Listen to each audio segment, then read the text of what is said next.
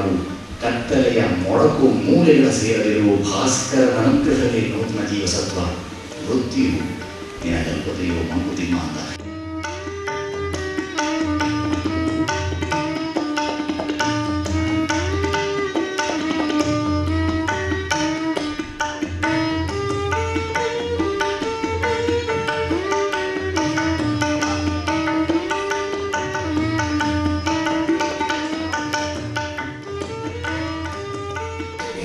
ಯಾರ ಮನಸ್ಸಿಗೆ ಬಂದಿದೆಯೋ ಕಾರ್ಯ ಅವರ ಹೃದಯ ವೈಶಾಲ್ಯ ಎಷ್ಟು ದೊಡ್ಡದು ಅಂತ 100 ಜನಕ್ಕೆ ನಾವು ಸಹಾಯ ಮಾಡಬೇಕು ಅಂತ ಒಂದು ಆಲೋಚನೆ ಇಟ್ಕೊಂಡಿದ್ದಾರೆ.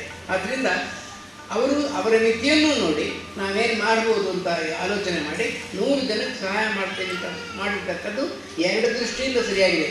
ಅರ್ಪಣಾ ಅಂತ ಸಿಟ್ಕೊಂಡು ಸೇವಾ ಸಂಸ್ಥೆ ಅಂತ ಇಟ್ಕೊಟ್ಟಾಗ ಆ ಶಬ್ದ ಎಷ್ಟು ಒಳ್ಳೆಯದು ಅಂತಂದರೆ, ಅರ್ಪಣೆ ಅಂದರೆ ಡೆಡಿಕೇಶನ್ ಅಂತ ಹೇಳಿ ಈ ಮನಸ್ಸಿನ ಈ ಭಾವನೆ ಇದೆಯಲ್ಲ, ಭಾವನಾತ್ಮಕವಾಗಿ ಇನ್ನೊಬ್ಬ ನನ್ನವನೇ, ಅವನಿಗೆ ಕಷ್ಟ ಆದದ್ದು ನನಗೆ ಅಂತ ತಿಳ್ಕೊಳ್ಳೋ ಒಂದು ಭಾವನೆ ಇದೆಯಲ್ಲ, ಅದು ಬಹಳ ಶ್ರೇಷ್ಠವಾದದ್ದು. ಅದನ್ನು ನೀವು ದಯವಿಟ್ಟು ಎಲ್ಲರೂ ಮನಸ್ಸಲ್ಲಿ ಇಟ್ಕೊಳ್ಳಿ. ಬೇಕು ಬೇಕದು ಬೇಕು ಬೇಕೆದೆನಗೆ ಇನ್ನೊಂದು ಬೇಕೆನ್ನುತ್ತ ಬೊಬ್ಬಿಡುತ್ತಿಹ ಜೀವವಿದನು ಏಕೆಂದು ರಚಿಸಿದನೋ ಬೊಮ್ಮನಿ ಬೇಕು ಜಪ ಸಾಕೆನಿಪುದೆಂದಿಗೋ Mankutimma.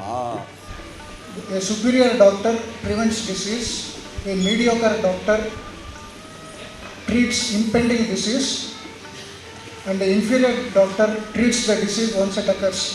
So we are all inferior doctors, so we have to try to become superior doctors by trying to prevent disease. Bhagavad Gita ನಿಷ್ಕಾಮ ಕರ್ಮ ನೀವು ಮಾಡುವ ಆಸೆ ಇಟ್ಕೊಬೇಡ, ನೀನು ಸೇವೆ ಮಾಡು.